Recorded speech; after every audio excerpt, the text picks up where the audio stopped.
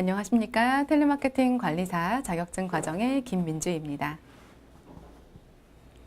저희가 지난 시간까지 해서 1과목에 대한 정리를 모두 마쳤고요. 그래서 이번 시간에는 기존에 정말 출제가 되었었던 기출 문제들을 함께 풀면서 정리하는 시간을 갖도록 하겠습니다. 여러분 교재에 있는 어떤 문제들을 모두 다 함께 풀 수는 조금 없어서 이 중에서 조금 출제 빈도가 조금 더 높거나 혹은 혼자 이해하기 조금 어려운 부분이 있거나 이런 부분들에 대해서 조금 집중적으로 함께 보도록 하겠습니다. 자, 먼저 1번 문제 볼까요? 1번 문제는 사실 난이도가 어렵진 않아요, 여러분. 그쵸? 이미 알고 계실 거라 생각이 듭니다. 하지만 이런 부분을 정말 여러분들이 글씨를 쓸 수 있는지, 어떻게 써야 되는지 이런 부분이 아마 궁금하실 거예요. 자, 첫 번째 문제는요. 자유응답형 질문에 장단점을 쓰세요 라고 했어요. 사실은 이제 2008년 1회에 기출이 됐던 문제지만 2008년 1회만 나왔던 건 아니에요, 여러분. 계속해서 출제가 되고 있기 때문에 이 부분은 출제 빈도수가 굉장히 높다라고 생각을 하시면 되겠습니다. 자, 먼저 볼까요? 자유응답형 질문의 장점에 뭐가 있냐라고 했을 때 어떠한 고객으로 하여금 적극적인 참여를 이끌어낼 수 있다. 그리고 두 번째, 고객의 생각과 느낌을 명확하게 이해할 수 있다. 그리고 세 번째, 고객의 다양한 의견을 들을 수 있다. 이게 세 가지가 바로 장점이다라고 할 수가 있겠죠. 두 번째, 그럼 단점엔 뭐가 있냐라고 했을 때 응답 시간이 길어질 수 있죠. 그리고 본인 스스로도 어떤 생각을 정리하고 이야기를 해야 되죠, 응답자도. 그리고 계속해서 난 이 부분에 대해서 할 말이 너무 많았어. 시간이 많이 걸릴 수 있다는 것. 그리고 정량적인 수치로 조사를 분석 그리고 해석하기 어렵다. 그리고 응답자가 너무 간단히 답하거나 혹은 성의 없게 답할 수도 있다. 이 부분이 바로 단점이다라고 할 수가 있겠죠. 그래서 문제 작성하실 때 우리가 직접 글씨로 쓰잖아요, 여러분. 그래서 여러분 뭐 예쁜 글씨가 필요한 건 아니지만 조금 명확하게 써주시면 좋을 것 같고요. 그리고 장점, 단점 세 가지 쓰세요. 이 부분에선 다행히 몇 가지 쓰세요라는 말은 나오진 않았거든요. 뭐 세 가지 쓰세요, 네 가지 쓰세요, 혹은 세 가지만 쓰세요. 이런 것들이 있어요. 그래서 그 부분을 조금 더 문제를 정확하게 살펴보고 답변을 좀 해주세요, 여러분. 자, 그 다음 두 번째 볼까요? 사후 관리의 중요성에 대해서 작성하시오 그랬어요. 자, 사후 관리 우리가 아마 1차 시 때 한번 다뤘었던 것 같아요. 해피콜 다루고 그러면서 이러한 해피콜도 사실은 어떠한 사후 관리 중에 한 가지인데 이 사후 관리가 왜 중요하냐 그 중요성에 대해서 예를 들어서 세 가지 작성한다면 첫 번째, 기업의 이미지 제고뿐만 아니라 제품의 지속적인 구매를 유도할 수 있다는 것. 두 번째, 상품이나 어떤 서비스에 대한 문제점을 찾아서 개선할 수 있는 기회를 제공해 준다는 것. 그리고 세 번째, 고객과의 장기적인 관계를 유지하는 데 큰 도움을 된다는 이런 것들을 바로 우리는 사후 관리의 중요성이다 라고 할 수가 있겠습니다. 자, 사후 관리 중요성과 더불어서 어떤 시험이 또 나왔죠, 여러분? 해피콜. 해피콜의 어떤 정의를 써라라는 것보다는 해피콜의 죄송합니다. 해피콜의 정의를 내려주고 이게 뜻하는 게 뭐냐 그럼 해피콜 이런 식으로 작성하시면 되겠습니다. 그래서 해피콜도 어떤 사후관리의 중요성 중에 한 가지였다. 사후관리를 위한 수단 중에 한 가지라는 것 함께 기억을 해주시면 될 것 같아요. 자, 그러면 우리 4번 문제 볼까요? 다음 고객의 유형의 의미를 좀 설명하시오 라고 해요. 그래서 필기 시험에는 어떠한 객관식으로 나오기 때문에 틀린 거 딱 하나만 정확하게 알면 되는데 주관식에서 어떤가요? 어떤 고객에 대해서 유형에 대해서 굉장히 자세히 물어요. 그리고 약간 뭐라 될까? 비슷한 것들 많이 물어요. 뭐 가만 고객, 한계 고객, 혹은 뭐 단골 고객, 충성 고객과의 차이 뭐 이런 거. 그러면 정확하게 우린 개념을 알고 있어야 돼요. 그리고 이 문제 자체에 딱 하나만 묻지 않아요. 보통 고객은 뭐 3가지 혹은 5가지 주고 이 5가지 고객의 정의를 써라. 이런 식으로 나옵니다. 자, 한번 볼까요? 먼저 최초 고객. 최초 고객은 도대체 무엇을 뜻하는 걸까요? 그렇죠. 처음 이제 거래를 시작하는 고객을 말하고요. 반대 고객이 있어요. 그리고 옹호 고객. 옹호 고객은 기억나시나요, 여러분? 보통 어떠한 일반 단골 고객과는 다르게 충성도 있는 그런 고객을 우리는 옹호 고객이라고 부릅니다. 자, 정의를 좀 내려볼까요? 먼저 최초 고객이다 라고 했으면 보통 기존에는 아무런 거래가 없었고요. 그리고 기업과 처음으로 접촉한 고객을 우리는 최초 고객이다 라고 할 수가 있겠습니다. 자, 두 번째, 그럼 반대 고객은 뭐냐 라고 했을 때 기업의 상품 그리고 서비스에 대해 비판적이고 무관심하거나 부정적인 고객을 우리는 반대 고객이다 라고 할 수가 있겠습니다. 그럼 세 번째, 옹호 고객은요. 그렇죠. 단골 고객이긴 한데 추가적으로 뭐가 붙었어요? 다른 고객이 추천을 해줘요. 이러한 충성도가 있는 고객을 우리는 옹호 고객이다 라고 할 수가 있겠습니다. 또한 시험에 자주 나오는 고객 중에 바로 한계 고객이라고 있어요. 여러분 기억나시나요? 어떻게 보면 이 한계 고객도 일반적인 예를 들어서 어떤 시정성이 굉장히 커요. 그래서 이 고객하고 정말 뭐라고 해야 될까? 계속해서 관계를 유지하고 싶어요. 그런데 이 고객이 뭐 한국에 살지 않아요? 라던가 혹은 뭐라고 해야 될까? 이 고객을 만나러 가려면 너무나 많은 시간이라던가 너무나 많은 비용이 좀 투자돼요. 이 고객을 끌어오기 위한 어떤 소요되는 비용이 우리가 얻을 수 있는 이익보다 더 큰 거예요. 한계가 있는 거죠. 그래서 어떻게 해야 되느냐. 이런 고객을 우리는 한계 고객이라고 합니다. 그래서 보통 이런 고객은 포기를 하는 경우가 많죠. 그래서 한계 고객이다. 이렇게 반대 고객과 더불어서 함께 기억을 해주시면 좋을 것 같아요. 자, 5번 문제 볼까요? 이렇게 나오면 좀 쉬워요, 여러분. 자, 고객의 이해 정도를 묻는 질문 기법을 무엇이라고 하는지 쓰시오. 혹은 앞에 고객이 빠져도 되긴 하겠죠. 어떤 뭐 상담사가 상담사의 이해 정도를 정확하게 하기 위한 뭐 여러 가지 의사소통의 수단은 무엇이냐. 혹은 뭐 의사소통하는 방법은 어떤 질문 기법은 뭐냐라고 했을 때 정답은 뭐가 될까요? 내가 정확하게 알아들었는지 혹은 고객이 정말 정확하게 알아들었는지 내가 오해 없이 이해하고 있는지 이것들을 확인하는 작업이 바로 재진술이다라고 할 수가 있겠습니다. 이런 식의 단답형은 너무나 쉽죠, 여러분? 자, 5번 문제 이렇게 봤고요. 자, 6번 문제 볼까요? 판매원은 물건을 파는 것이 아니라 혜택을 파는 것이다. 이렇게 나왔어요. 자, 이 말의 뜻을 의미하는 건 뭐냐? 이렇게 문제가 나온다면 우린 과연 뭐라고 작성을 해야 되느냐? 아마 조금 놀라실 수 있을 것 같아요. 갑자기 이런 말이 나오면 우리 교재 있죠. 뭐라고? 이걸 도대체 무엇을 의미하는 거냐라고 하면 고객 만족을 의미하는 겁니다. 그래서 어떤 핵심적인 요소, 어떤 물리적인 상품 이런 것들에 대해서 더해서 뭘 한다? 혜택에다가 여러 가지 이익, 그리고 고객의 어떤 서비스 이런 부분을 판매하는 것이다. 단순 눈에 보이는 유형의 제품이 아니다라는 거죠. 그래서 이 말이 의미하는 것은 고객 만족의 중요성이라던가 혹은 고객 만족 이런 식으로 작성하시면 되겠습니다. 자, 다음 문제 볼까요? 얼랑 CE를 통해서 필요한 상담사 수를 구하기 위한 4가지 변수를 쓰세요. 그랬어요. 자, 우리 얼랑 C가 뭔가요, 근데? 기억나세요? 우리 1차 시 때 했었죠.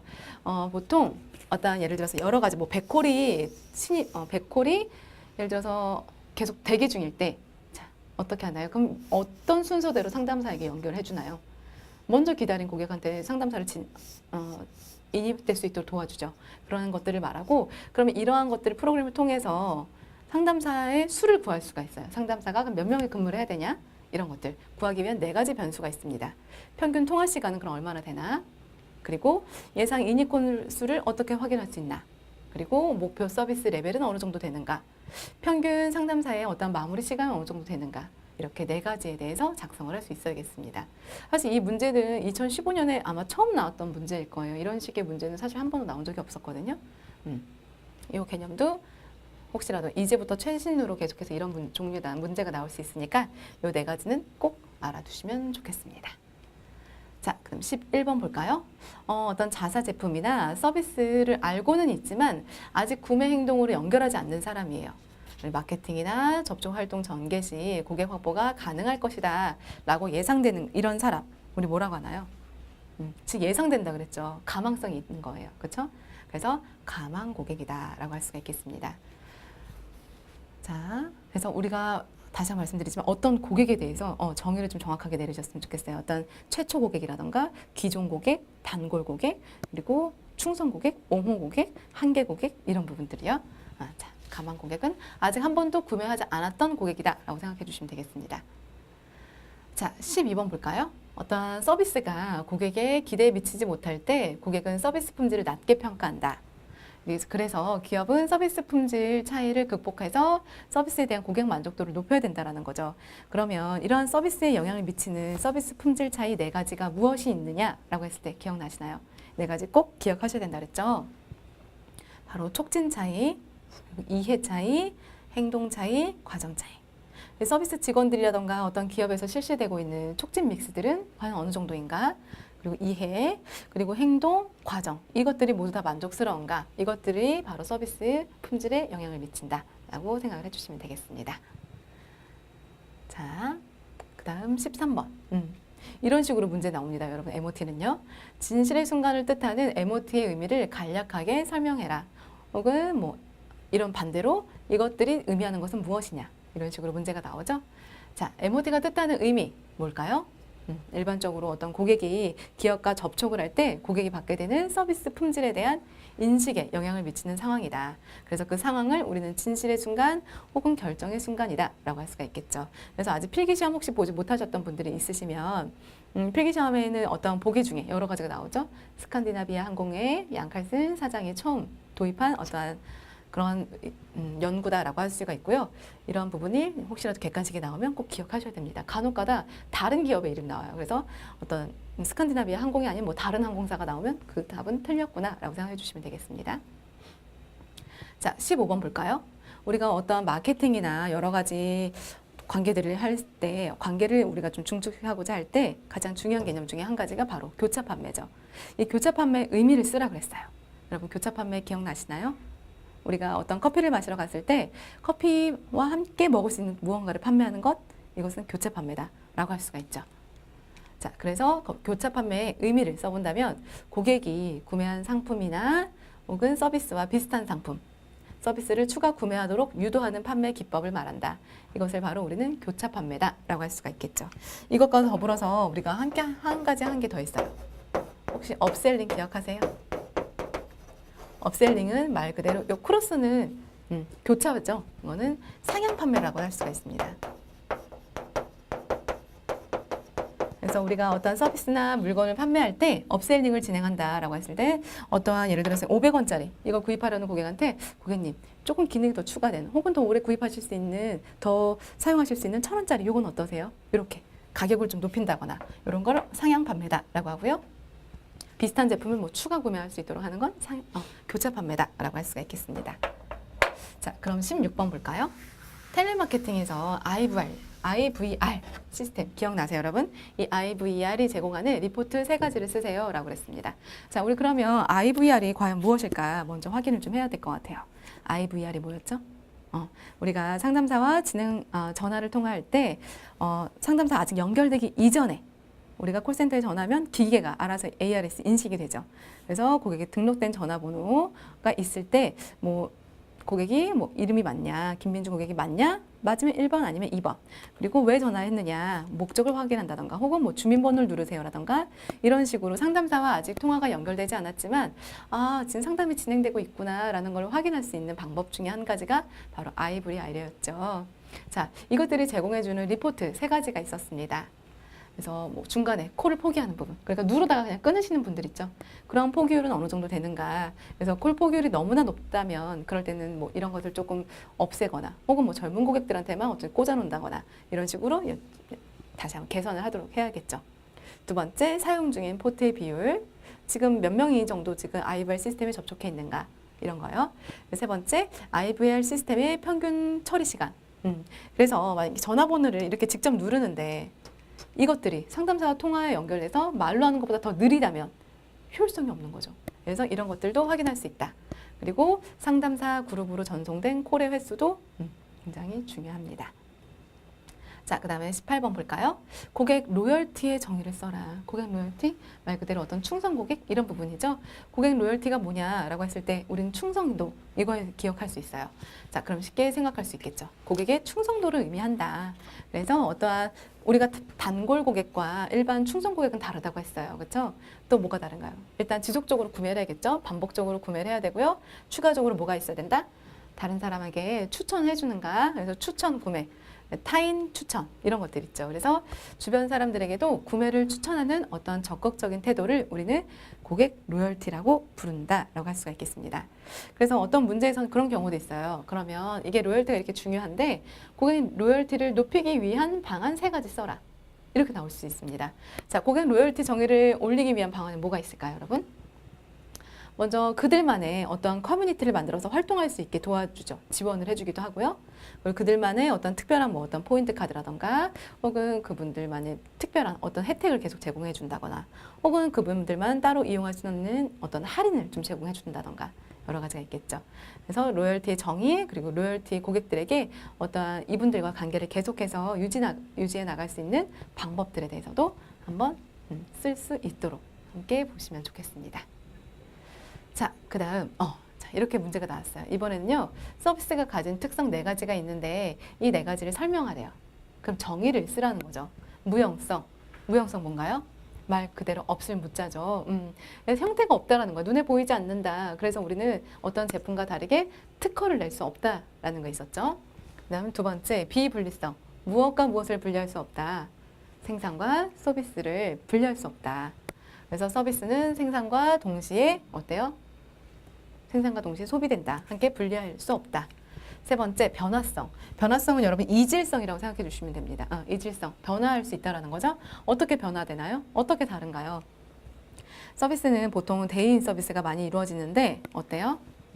그 제공하는 사람도 사람이고, 제공하는 서비스를 제공하는 사람도 사람이고, 서비스를 받는 사람도 감정이 있는 사람이고, 맨날 변경될 수 있는 사람이다 보니 서비스를 제공하는 사람, 그리고 서비스를 받는 사람 모두 동일할 수 없다. 계속해서 변화가 된다. 이것이 바로 변화성이다 라고 할 수가 있겠습니다. 자, 네 번째, 소멸성. 서비스는 소멸이 된다, 없어진다라는 거죠. 그래서 비분리성 중에 한 가지가 바로 어떤 생산과 소비를 분리할 수 없다라는 거였고, 소멸성은 마찬가지로 그럼 분리할 수 없는데 바로 어떻게 된다? 바로 소멸이 된다.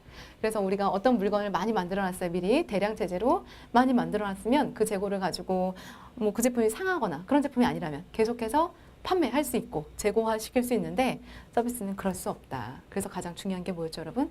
효과적인 인력 구조, 인력 관리가 굉장히 중요하다라는 거였죠. 그래서 문제에서 이런 식으로 네 가지를 다 쓰라고 하면 다 써야겠죠?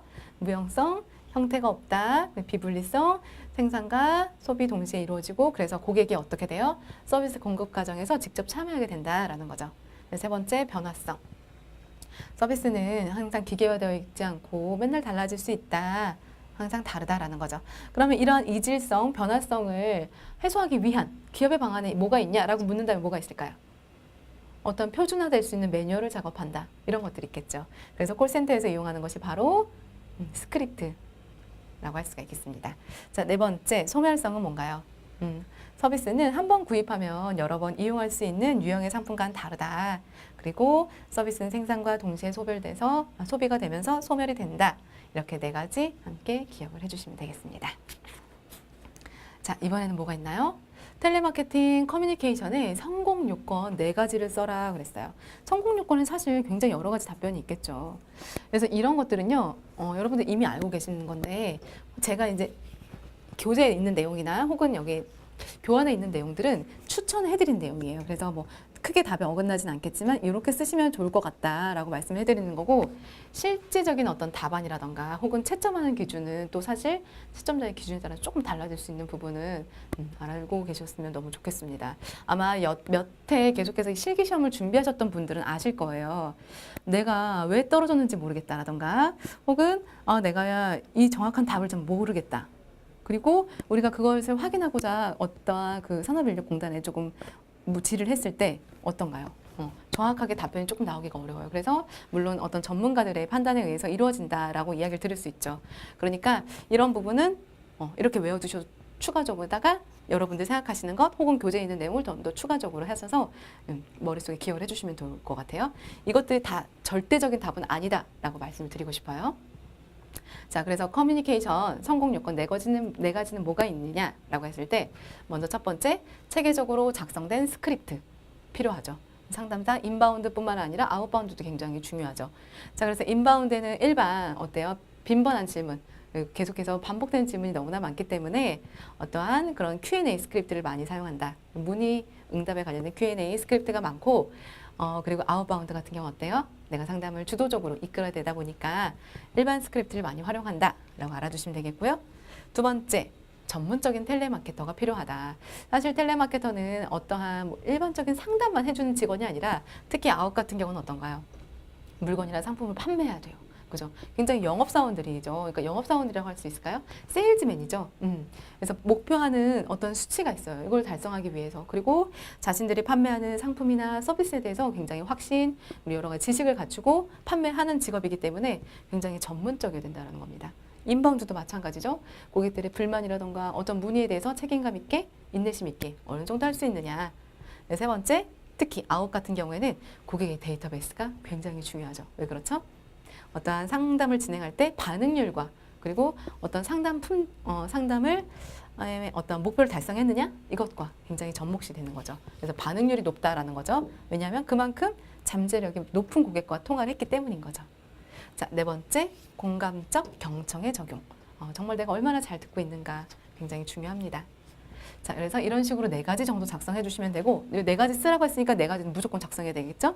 작성해 주시고, 추가적으로 여러분들이 상담사에게 필요한 것, 어떤 여러 가지 교재나 혹은 여러분들이 이건 정말 필요하다라고 생각했던 것도 작성하셔도 크게 무리는 없습니다. 자, 그 다음 23번 볼까요? 그러면 우리가 이러한 스크립트가 굉장히 중요하다라고 했는데, 이 스크립트가 왜 중요하냐? 이런 내용을 쓰래요, 지금. 그래서 물론 스크립트 작성이 필요한 이유는 사실 뭐 상담사 입장에서도 볼 수 있고요. 혹은 어떤 모니터링 담당자 입장에서도 이점이 있어요. 그렇죠? 그리고 고객의 입장, 그리고 기업의 입장에서도 어떠한 이점들이 있는데 지금 여기서는 일반적인 이유를 쓰라는 것 같아요. 그렇죠? 그래서 문제가 여러분 간혹가다 스크립트 작성이 필요한 이유를 고객의 입장에서 써라. 혹은 뭐 기업의 입장에서 써라. 혹은 뭐 QA 그러니까 뭐 모니터링 담당자 입장에서 써라. 이런 식으로도 문제가 나올 수가 있기 때문에 문제를 꼭 정확하게 읽어주셔야 됩니다. 지금 현재로서는 어떤 일반적인, 보편적인 이유를 쓰면 될 것 같아요. 그렇죠? 자, 먼저 볼까요? 상담원의 상담 효과, 성과를 크게 향상시킬 수 있다. 어떻게 보면 이거는 상담사 입장 혹은 이제 기업의 입장에서 이야기한 거다라고 할 수가 있겠죠. 두 번째, 상황별 꼼꼼한 스크립트는 얘기하지 못했던 고객의 반응에 침착하고 여유 있는 상담을 진행할 수 있도록 도와준다. 자, 우리가 보통 어떤 예측 가능성에 대한 부분 이야기를 했었죠. 그래서 내가 상담사가 상담을 할 때 어떤 갑자기 특별한 이유, 특별한 상황이 생기거나 정말 너무 무서운 상황이거나 혹은 정말 내가 혼자 스스로 이겨내지 못할 그런 상황들에 대해서도 스크립트를 작성해 놓으면 어때요? 약간 든든한 마음이 생기는 거죠. 이러한 역할도 해준다. 세 번째, 그러면 고객의 입장인 거죠. 고객의 입장에서는 무엇이 좋냐라고 했을 때 고객은 표준화된 서비스, 표준화된 정보, 그리고 통일된 서비스를 제공받을 수 있다. 이것은 어떻게 보면 서비스의 이질성과 관련된 부분인 거죠. 서비스는 계속해서 달라지게 또 제공이 될 수 있지만 우리가 어떠한 콜센터에 통화할 때 스크립트가 있다면 표준화된 어떤 그런 부분을 정보를 계속해서 습득할 수 있다. 그리고 일정 부분 이상의 서비스를 받을 수 있는 부분도 있겠죠. 네 번째, 이거는 아웃바운드에 해당이 되는 이야기 같아요. 전화의 목적을 분명히 하고 중도 거부를 방지하고 일관성 있는 상담이 가능하다. 맞아요. 그래서 전화의 목적을 분명히 한다는 건 뭐가 있나요?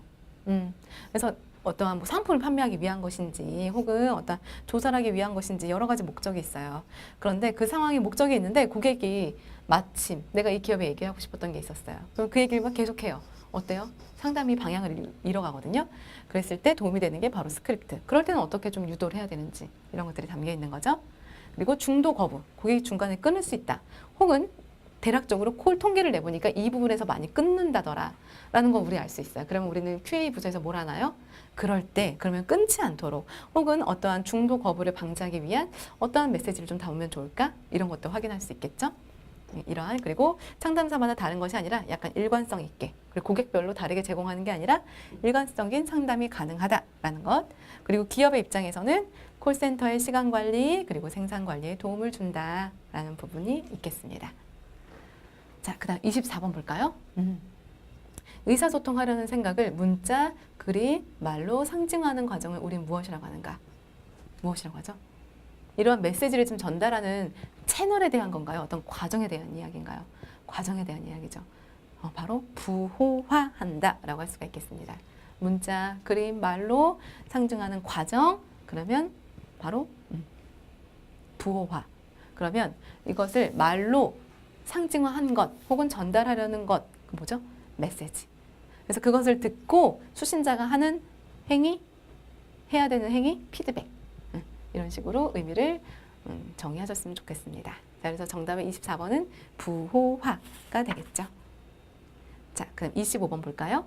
고객은 기업에게 제공하는 가치 측면에 따라서 구분할 수 있다. 여러 가지로 나누죠. 고객을 나눌 때 어떠한 기업에 어떤 도움이 되는 순 혹은 뭐 기업의 환경을 대상으로 했을 때 안에 있는지 바깥에 있는지.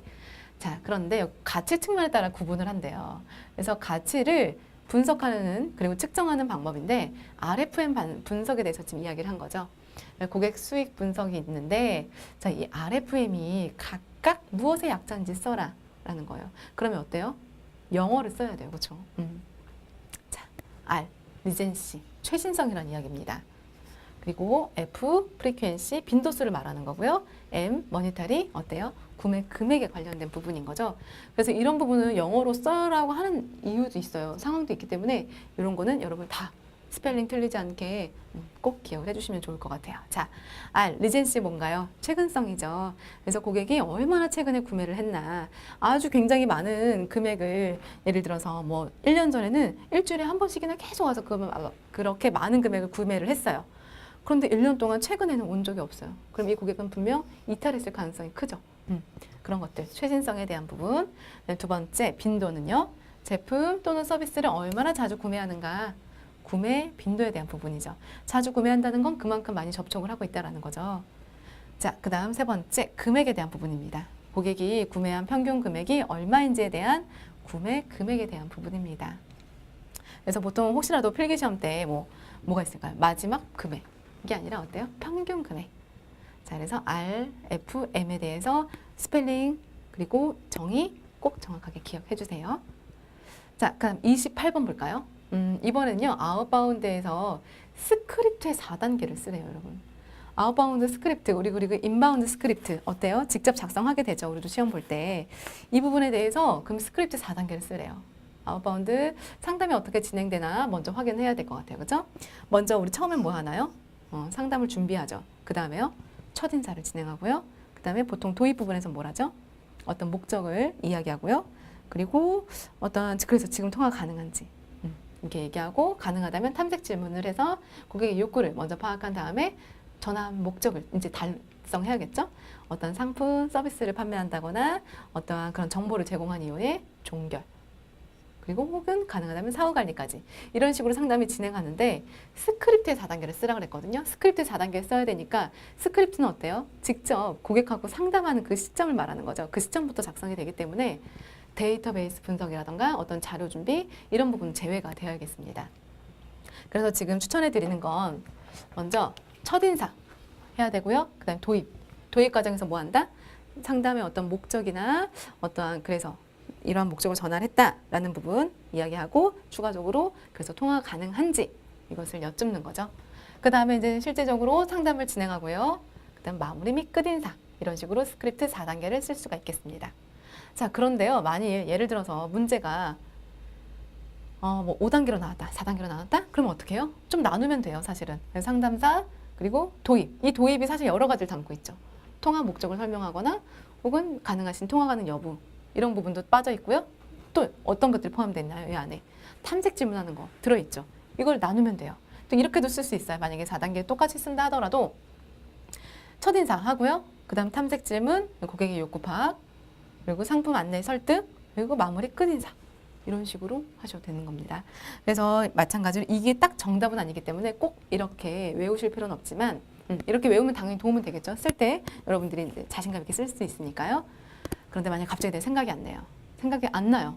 도저히 어떤 단어가 생각이 안 나요. 그렇다 하더라도 그럴 때는 여러분들이 아웃바운드 상담 받을 때 어땠나, 인바운드 상담 받을 때 어땠나, 상담 흐름을 기억하셨다가 그런 흐름을 좀 순서대로 작성하시면 되겠습니다.